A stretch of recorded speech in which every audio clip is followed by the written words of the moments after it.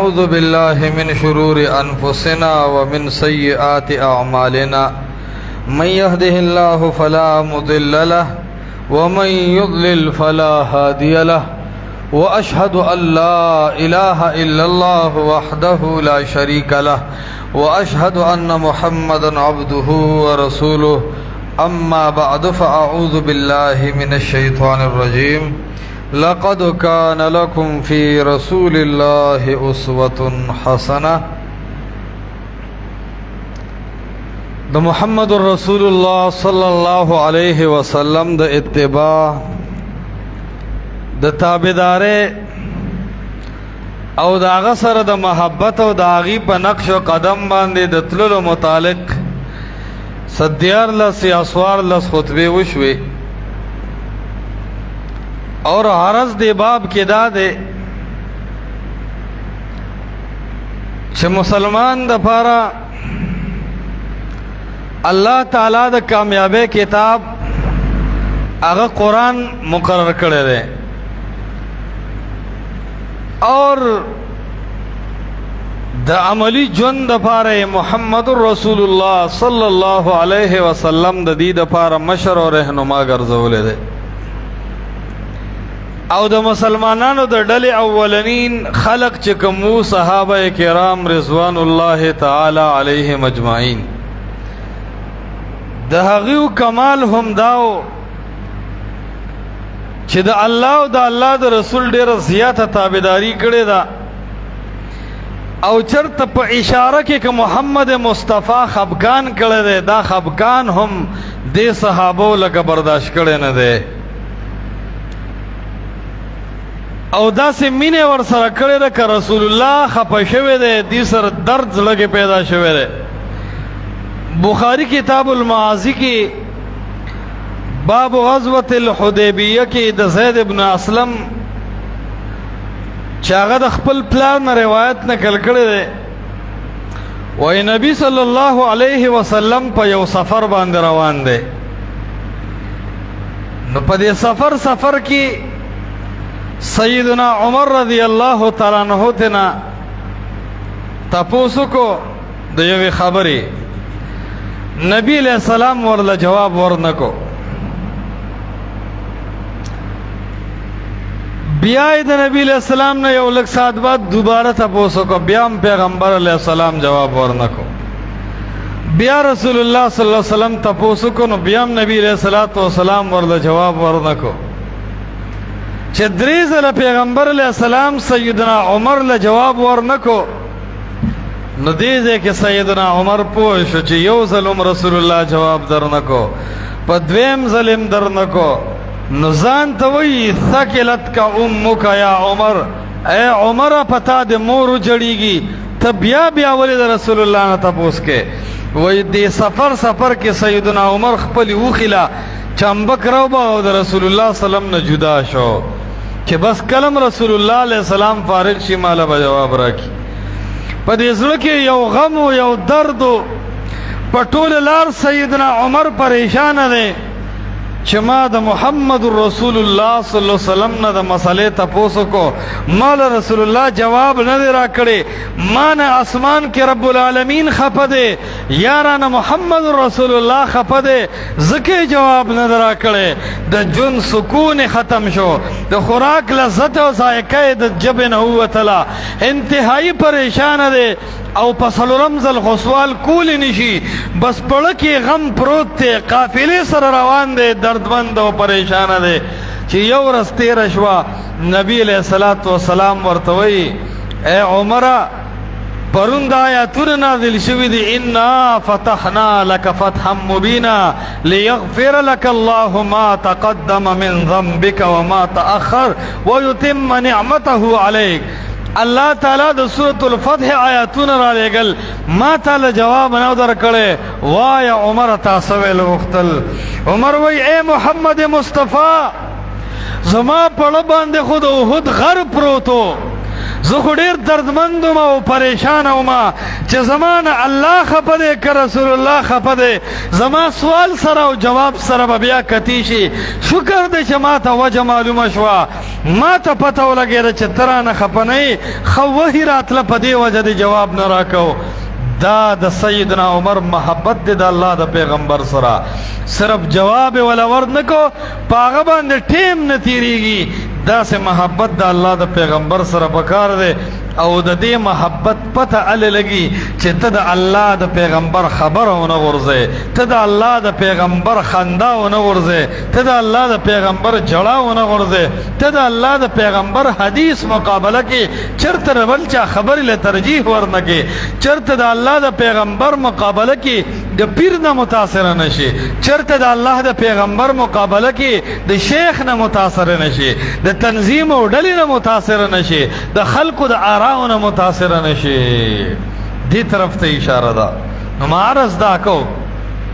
چې دا صحابه کرام دومره زیات مین دي په محمد رسول الله صلی الله علیه وسلم باندې چې ګوره د هغه خفقان دا نشي برداشت کولی. دا زمونږ چې کم ژوند دی،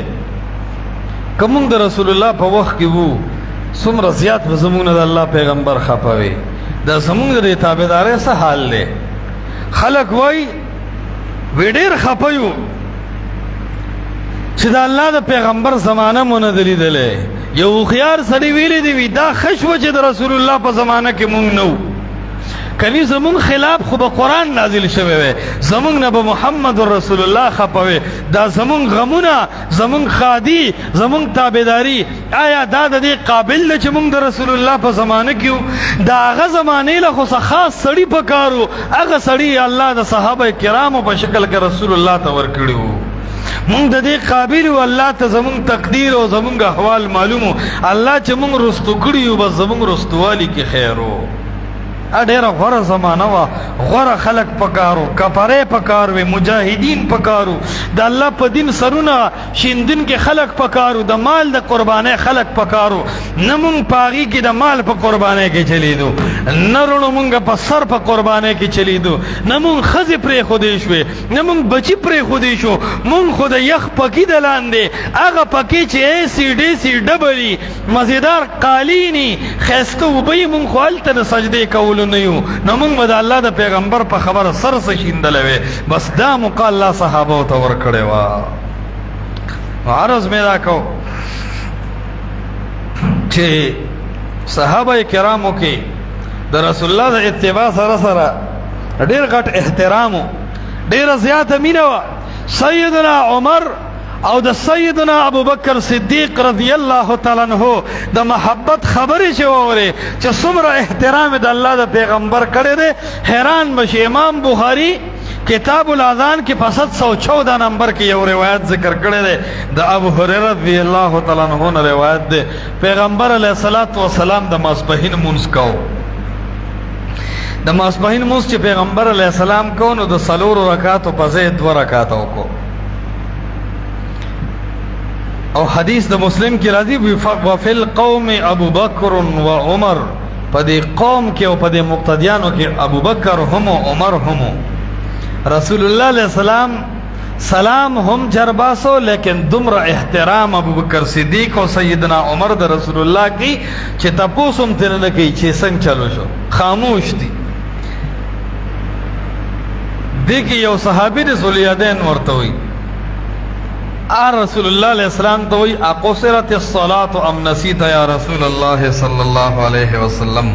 اے دا اللہ پیغمبرہ منز اللہ نیمگڑی کڑے دے کستان ای روشوا. نبی علیہ السلام متفرمائی چھ سخونیشت 4 رکعت فرض دے 4 رکعت منز شو. اصحابیو تو اے دا اللہ پیغمبرہ منز 2 رکعت اوکو تاسو 4 ندی شوی. نبی علیہ السلام صحابو تا مخراوڑا ویسا خبر دا اغی ورطوی آو دا اللہ پیغمبر منز خود 2 رکعتاو شو. پیغمبر علیہ السلام باقی 2 رکعتا پورا کڑل. خو پا دی حدیث کے دا عمر او دا ابوبکر صدیق دی احترام تاو گورا دا مقبل ورکی خو پا خپل خاموشی گنی و یسر چه پیغمبر علیہ السلام بدو گنی یا دا موقع مناسب نی نو خاموش پاتی شو. دا د ابوبکر صدیق په زړه کې د سیدنا عمر په زړه کې د رسول الله احترام دی منځ کې رسول الله خطا کیږي आवाज نشي کوي رسول الله سلام منځ نیمګړی کوي لیکن هغې غږ نشي کوي سوال نشي کوي دا د احترام هغه اعلی مرتبه ده الله دې موږ ته دا مرتبه نصیب کړي بل دې نه دا یو مسله ثابت شوه چې د انسان دی به پوره کوشش کوي په منځ کې چې دې توجه د خرابه نشي په منځ کې را توجه ډېر اهم څیز دی پورا الله ته حاضر اوسه په منځ کې یو خوا بل خوا سوچونه مه کوه دا توجه دومره ضروري وه چې محمد رسول الله سلم فرمایلي دي چې کله ته سجدې له ځې او په سجده کې کاڼي پراته دي کاڼي په کاڼو د پاسه سجده وکړه خو د کاڼي په لاس مه لرې کوه که سخت ضرورت نه و نو دا کاڼي په خپل حال پرېږده ته سجده وکړه چې توجه دې خرابه نه شي لیکن بیا هم انسان دی که د منځ په لږه حصه کې هم خشوع راله الله دا د ټول منځ د خشوع برابر ګرځوي ځکه انسان د الف نه تر یا په ټول منځ کې خشوع نشي کولی او دا حدیث د بخاري او د مسلم د کتاب الاذان 714 نمبر روایت په دلیل دی چې رسول الله صلی الله علیه وسلم نه هم مانځه کې یېره راغلی ده نو چې د رسول الله نه په مانځه کې یېره راغلی ده نو یو خو دا دلیل دی چې رسول الله انسان دی او په انسان یېره راځي عالم الغیب نه دی دا رد دی په بریلیانو باندې که رسول الله سره علم غیب وي نو په مانځه کې خطا کېدو ولې او دویم ته دا مسله ثابتېږي چې انسان کمزور دی کله کله ته خطایي راځي نو دا د بې پروایۍ او د منځ د بوتلان دلیل نه دی دا د انسان د کمزورۍ دلیل دی الله تعالی دې زموږ منځونه ښایسته او برابر کړي نو ما عرض دا کو چې مسلمانان دی بخپل جن کې د الله او د الله د رسول صلی الله علیه وسلم ډیر زیات تابعداري کوي او احساس به مسلمان سره دی چې زما مینه د الله او د الله رسول سره زیات شي یو صحابي دی عمرو بن العاص رضی الله تعالی عنہ امام مسلم په خپل صحیح کې په کتاب الایمان کې یو باب تړي بابون الاسلام یهدم ما کان قبله اسلام مخکنی گناهونه ورانی ختمی دی کې د عمرو بن العاص رضی الله تعالی عنہ واقع په 121 نمبر روایت کې ذکر کړی دا وای کله چې عمرو بن العاص رضی الله تعالی عنہ باندې د مرګ ټیم راغی نو حدیث کې راځي چې فبکا طویلا د مرض الموت باندې په کټ کې پروت دی او په ډرکار عمرو بن العاص وجړل ډېر وجړل او وحول وجهه الى الجدار دیوال طرف ته عمرو بن العاص مخ کو وجړل زیات وجړل نو د مرګ په ټیم کې دی مړی ته د خلک را جمع شوي زوی ناستو د پلار سره راوچت کو په خپل پتون باندې کې خودو او پلار وتی اما بشرک رسول الله صلی الله علیه وسلم بکذا اے بابا جان د مرګ وخت دومره ولې جاړې مونږ خپکه آیا محمد رسول الله په خپل جبه تعالی د جنت زیری نه درکړي عمرو بن العاص وجړل وتی اے بچو واقع رسول الله صلی الله علیه وسلم مال د جنت زیری را کړ د خو زما د جون 3 مرحله وي یو مرحله دا و چې په مخ د ځمکه ماته محمد رسول الله د ټولو نه مبغوض او بد سړی ښکاره کېدو زما د ژوند یو زمانه دغه جاهلیت کې تېره شوې ده او وایي دا زما د زړه ارمانو که محمد مصطفی ماله په لاس راغلی وی اوس مې رسېدی د ده نه ما را سر د تن نه جدا کو وایي دا زما د ژوند یو دور دی وي هغه دور رایاد شو ومې ژړل چې که په دغه حال باندې ماله مرګ راغلی وی زه د معافۍ قابل نه وم الله به ماله داسې عذاب را کړی وی چې هغه عذاب به چاله نه وی ورکړی ځکه په مخ د ځمکه سخت سړی او بد سړی ماته رسول الله ښکارېدو او دا یاد ساته حق سړی حق پرسته یو نښه دا ده چې ته ملګری نه ستا به سخت بدي شي د حق پرست یو نښه دا ده چې څوک ملګری د حق پرست په سړي ډېر خوږ لګي وایي شکر دی چې د حق داعي دی زما د عقیدې اصلاح وکړه او د حق پرست یو نښه دا ده چې څوک ملګري نه نو سخترین بدي شي هر ځای به د حق پرست خلاف پروپاګنډ هر ځای به د حق پرست خلاف خپې وهلي کېږي هر ځای به د حق پرست په ناکامۍ خلک خوشحالېږي دا یې نښه وي نو وایي رسول الله حق پرستو او زمونږ په زړونو کې د لات منات غوزا او هبل ګندونه وایي دا زمونږ د اولیاو خلاف و نو وایي دا ما ته ډېر بدترین سړی ګڼلی شو وایي په دې وجه باندې مې وجړل چې الله په دغه حال کې ښه ده چې مرګ نه دی راوستی وی پلاره دویم حال دی سو وی زما د جد یو حال دا و چې دا زړه مې نرم شو چې ای عمرو بن العاصه تر کومې به دا په ګوتو جوړ شوي بوتان دا الله ته محتاج لات منات غوزا او هبل دا د قبر د خاورو لاندې بې اختیاره پراتو دا د قبر د خزو نیولي خلق دا کمزوري او دا بېوسه او بې طاقته خلکو ته به تر کمې را مدد شوی دا دومره لوی د عرش او فرش مالک به تر کمې پرېږدي زم د محمد رسول الله مخ ته لږ ګورم چې دا سړی څنګه سړی دی دا ځوان څنګه سړی دی ورې اره خوله ده د خلاف ده ورې په خوله کې اره جبر د خلاف چلیږي لږ کتل غواړم نو وایي څادر مې په اوږه کو توره مې په لاس کړه اس ته وروختمه د ځوانۍ په زور کې ومه لیونۍ ومه په ځان نه پوهېدمه د محمد مصطفی د مخ د لیدو دپاره د مکې په مخ باندې روان شو وایي دا زما د ژوند دویم حالت دی وایي لاړمه د اس نه کوز شومه وایي اول خو صرف لیدلو وایي چې ومې کتل وایي پوه شوم چې رسول الله خو یوازې نه دی هغه سره خو د تورو په لاس خلق دی هغه سره خو د علي غونده کې ځوان ولاړ دی هغه سره د ابوبکر او د عمر غونده کې خلق دی وی ما وی چې عمرو بن العاصه څه د لیونۍ په زانګو کې زانګېدې په رسول الله ګزار کول خو ډېره لرې خبره ده هغه خو د بازانو د زمریانو منځ کې پروت دی وایي د اس واګي مې راښکل لږ ودرېدمه وایي د اس د خپو کړپار سره د صحابو سر اوچت کو چې وایي کتل نو عمرو بن العاص د اس نه کوز شو رسول الله په مزه غونده صحابو ته وایي تورې هم د تیکې نه مه بار کوئ ګزار هم مه کوئ ما ته الله داسې مخ او سترګې را کړي دي چې د یو کافر سترګې هم په دې باندې ولګي انشاءالله غضب یې ختمیږي مه کوئ ګزار دی پرېږدی دی څه ویل غواړي او د ده ځواني او د ده روب او دبدبه په عربو کې مشهوره وه زامنو ټول بچي ورته د برق په ټایم کې غوږ دي عمرو بن العاص د خپل ایمان راوړو تذکره ورته کوي ورته وایي بابا جانه مخکې زه اصله مرګ در باندې راشي دا خبره نیمګړې پاتې شي ورته وایي زما بچو په دغه ټایم د اس نه کوز شوم او په ځان نه یم پوه شوي اس مې دغسې پرېښی دی او محمد رسول الله خواته لاړم او رسول الله ما ته نه وایي چې صله رالی بس فورا وایي چې ای عمرو بن العاصه لاس را اوږد کا چې بیعت وکړو مسلمان شه بس کا ما ورته وایي چې مسلمانېږم وی دغه ټیم دا صحابه ډېر زیات خوشحاله شو د الله پیغمبر هم خوشحاله شو وی رسول الله دا لاس داسې راوږد کو سلام ته او دې بیعت ته وی ما لاس وروږد کو خو را واپس مې کو وی محمد رسول الله ناس دی او زه ولاړ او کله چې یو سړی ناس وي او ولاړ کس ته ګوري نو دا سترګې ډېرې واضحه ښکاري د الله د پیغمبر دا سرې او دا غټې سترګې ما ولیدې ما ته وایي چې ای عمرو بن العاص لاس ته ولې رستو کو زما خو داسې دین دی او زما خو داسې ملګري دي کم لاس چې ما لاس سره ملاو شي دا لاس ماتېدي خو شي خو جدا کېدی نه شي ای عمرو بن العاص ولې دې لاس رستو کو وجه څه کېدی شي عمرو بن العاص وایي د الله پیغمبره تش اسلام خو نه دی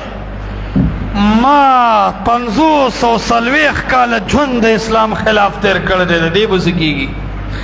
ما خو یو ځلې په اس باندې اسباب ایښی دی او ستا د سر د وهلو فیصله مې کړې ده د هغې ګنده ارادې به څه کېږي ما ته خو یو ځل په مخ د ځمکه ته بدترین سړی ښکارېدې زما د هغه ارادې به څه کېږي ای محمد مصطفی اسلام راړمه خو شرط مې دا دی ان یغفر لی د خپل رب نه به زما دپاره دا اجازت رالی چې عمرو بن العاص به معاف کېږي هله به اسلام راړمه محمد رسول الله وته فرمای اے عمرو ابن العاص ته ولې خپه کېږې زمونږ د اسلام خدا صفت دی الاسلام یهدم ما کان قبله حدیث د بخاری کې راځي محمد رسول الله فرمای اسلام مخکنی گناهونه ختمي کتا د یو الله پځې 314 بوتانو تر آمدت شویلې دي خو زما داسې رب دی چې یو ځل دې ورته ووایې یا رب زما رب فرمایي غفرت لک فلا ابالي که ستا ګناهونه د ځمکې نه د اسمان واګو ته ورسي الله فرمایي زه به پې د عفو قلم راکاږم په دې عرش او پرش کې داسې کفرې نشته چې زما نه تپوس وکړي چې عمرو بن العاص دې ولې معاف کو هجرت گناهونه معاف کړي چې د الله د دین دپاره دی د کور نه ووتلې او د الله د دین د سربلندۍ نیت دی وکړو الله ټول گناهونه معاف کړي دغسې اسلام دی اسلام گناهونه معاف کړي حج دی وکړو الله د گناهونه معاف کړي دا صحیح حدیث دی د رسول الله صلی الله علیه وسلم ودا مې دویم حالت و د دغې نه بعد بي په مرګ خوشحاله یم دریم یو حالت دا و چې یا د رسول الله مرګ پسې ګرځېدم یا به رسول الله راغی او ما ته به ای عمرو بن العاص څنګه یې ای عمرو بن العاص وایه که نه ولې خفه یې وی بیا د رسول الله سره مینه څومره وه وی په رب العالمین مې د قسم وي د اسلام نه مخکې په مخ د ځمکه بد سړی ما ته رسول الله چې اسلام مې راوړو د اسمان د لاندې او د ځمکې د پاسه د محمد مصطفی نه خوږ ما ته نه خپله ښځه به ونه بچي خپل بچي مې د محمد مصطفی نه قربان شه خپله ښځه مې د محمد مصطفی نه قربان شه داسې اواز او داسې ژوند او داسې اخلاق الله ورکړي چې په دې خوشحاله یم چې ژوند مې د هغه تابعدارۍ کې تېر شو او ته د الله پیغمبر دی خو به ډېر په ډکو سترګو کتلي او یو بچی دومره زیات را باندې ګران و حدیث د بخاری او مسلم کې راځي لم اکن املأ عینی منه چرته مې ورته په ډکو سترګو نه شو کتلی او به مې کتل نیت مې وکړو چې ورته ګورم وی خپل زوړ جون برایات شو دا مجلس برایات شو لم اکن املأ عینی منه دا د بچی د مرض الموفات په کټ باندې پروت یم 15 کاله مې د رسول الله سره تیر شو هره ورځ د کور نه په دې نیت وتی یم چې نن په ډکو ډکو سترګو محمد مصطفی ته ګورم وی په دې 20 کاله کې مې دا توفیق نه حاصل کړی چې رسول الله ته مې په ډکو سترګو کتلي چې به مې وکتل هغه به سترګې اوچتې کړې د حیا نه به ما سترګې کته کړې وی دا زما د ژوند دریم حالت دی چې نن د رسول الله نه جدا کېږم نو جاړم داسې مینه صحابو محمد رسول الله سره ای د محمد رسول الله بنده امتی اے دا اللہ بندہ تا هم رسول الله پیغمبر دے دا عمرو بن العاص هم رسول الله پیغمبرو هغه خو د رسول الله مخ ته د ادب نه نشي کتی دا محمد رسول الله خبره نشي ورځولې قسم نه ته په خپل ګریوان کې سوچ وکړه کته ته ما ووایي چې رسول الله په حدیث کې داسې کړي دي ته فوراً د رسول الله منلو ته تیار یې چرې نه یې تایا ته به د خپل امام او مجتهد نه تپوس کې هله به رسول الله منې ته به د خپل امام او مولا نه تپوس کې هله به رسول الله منې تا منځ کې 1000 واسطې جوړې کړې دي او صحابه کرام د محمد مصطفی په ژوند باندې مینو والله که د رسول الله خبره د ښځې د وجې غورځولی شوه یا د بچو د وجې نو عرض مې دا کو د صحابه کرامو د اعلی مقام دا یو دلیلو چې مینه و د رسول الله صلی الله علیه وسلم سره او ډیره زیاته مینه و ورسره دومره مینه و ابو ایوب انصاری رضی الله تعالی عنہ یو صحابي دی او امام حاکم په مستدرک کې یو واقعه ذکر کړی دی علامه ذهبی دې موافقت کړی دی نو تصحیح د اسناد طرف ته اشاره ده ایوب انصاری وی رسول الله چې د مدینې نه راغی نو ډومبه زما په کور کې ملما شو او پناه یې واغسته هغه وخت کې د خاورو کمرې وې د هغې چتونه مو داسې واړه واړه ابو ایوب انصاری صاحب وی ما رسول الله په لاندې ځای کې دیره کو هغه د امن ځای و وی خپله په بره چت باندې زو زما بیبي دیره واچوله وی مونږ به ډېره په مزه باندې خپه کېښوده د خاورو کورونو وی ما وی چې ای ابو ایوب انصاري هسې نه قدم تیز واخلې او په رسول الله کته خاورې وغورځېږي داسې مینې و د الله پیغمبر سره ښځې ته به یې وې په مزه مزه پرې کمره ګرځه لاندې محمد رسول الله وده دی چېرته د خاورو په راغورځېدو د رسول الله خوب خراب نه شي د هغه عبادت خراب نه شي د هغه عزت خراب نه شي ډېر زیات احتیاط به یې کو یو ځلې منګې واړېدو نو په ځای کې سورې و نه چې منګې واړې د ایوب انصاري زر کمبل پاک راواغسته اوبو کې خو په خټو کې او اوبې پې وچې کړې وایي هسې نه چې دې سوري کې د اوبه لاړې شي او کته د رسول الله په تندي د اوبو ساس کې لړ شي ډېر به ملامته شم ډېر به خفه شم نو پاکه کمبل یې د خټو څخه کړه خو رسول الله صلی الله علیه وسلم ته هغه اوبه ونه رسولې یو ځلې وي زما کور والا سالن تیار کو او هغې کې اوږه واچوله نو رسول الله صلی الله علیه وسلم طریقه دا وه چې وی دی به وله د بره چت نه سالن کته ولېږو نو رسول الله به وخوړو نو په تیار سالن کې چې ګوتې ووهلي شي نو د نوړۍ هغه نشانات پېژندي شي نو وی زما او د ښځې به یو بل سره مقابله وه چې کوم ځای به رسول الله ګوتې مبارک ایښې وي وایي زما ښځې به هم حرس کو ما به هم کو چې د هغه ځای نه نوړۍ والم د کوم ځای نه چې محمد رسول الله نوړۍ اخیستې ده نو وی چې کله مې د اوږې دا سالن ورولېږو نو وی داسې لږ ډېر ساعت رسول الله ځان سره ایثار کو بس کېښودو سات پسې راولېږو ګوره دا د رسول الله هوښیارتیا ته اشاره وه که یو مېلمه تاله طعام درډي او ستا په طبیعت نه نو فوراً یې واپس مه لېږه هغه به پوهې چې هېڅ هم نه دي خوړی یا پکې هسې لږې ګوتې ووهه خو چې هغې خفه نه شي نو چې کله سالن راغی نو هغې کتل چې رسول الله نوړی کم ځای کې اخیستې ده ښځې هم چې وکتل نو پوه شو چې رسول الله خو نوړی نه ده اخیستې ابو ایوب انصاري رضی الله تعالی عنه چې وکتل نو هغې هم پوه شو چې محمد رسول الله صلی الله علیه وسلم خو نوړی نه ده اخیستې څه چل خو دی ابو ایوب انصاري صاحب کته کوز شو او تپوس یې وکړه محمد رسول الله نه وی ای د الله پیغمبره ولې الله منع کړې زما په مال کې څه حرام شایبه مخصوصیږي مال میں حرام شوی ده ځکه مې نه وړی نخلې او تو ای ابو ایوب انصاري زه چې الله د مکې نه مدینې ته رالیږلم او تا یې ملګری کولم ستا رزق الله ته قبول دی او حلال دی خو تا پکې کچه اوږه اچولې ده او زما طبیعت کچه اوږه نه خوښوي په دې وجه مې نه دی خوړلې هغه ورته وایي آیا کچه اوږه حرام ده یا رسول الله رسول الله فرمایي نه زما د طبیعت ته وجې خبره کوم زما طبیعت یې نه علي بیا محمد رسول الله ته انګور راوړو نور خوراک یې ورته تیار کو دا محبت د صحابو د محمد رسول الله صلی الله علیه وسلم سره او د محبت کې دا درس د مسلمانانو ته دا دعوت د مسلمانانو ته چې د الله د پیغمبر تابعداریو کې قدم په قدم بل څوک نه پکارېږي بل څوک داسې نشته چې د هغه په رضا او الله رضا شي محمد مصطفی واحد یو داسې شخصیت دی چې د هغه په رضا او د هغه په تابعدارۍ باندې محمد رسول الله صلی الله علیه وسلم په تابعدارۍ رب العالمین رضا کیږي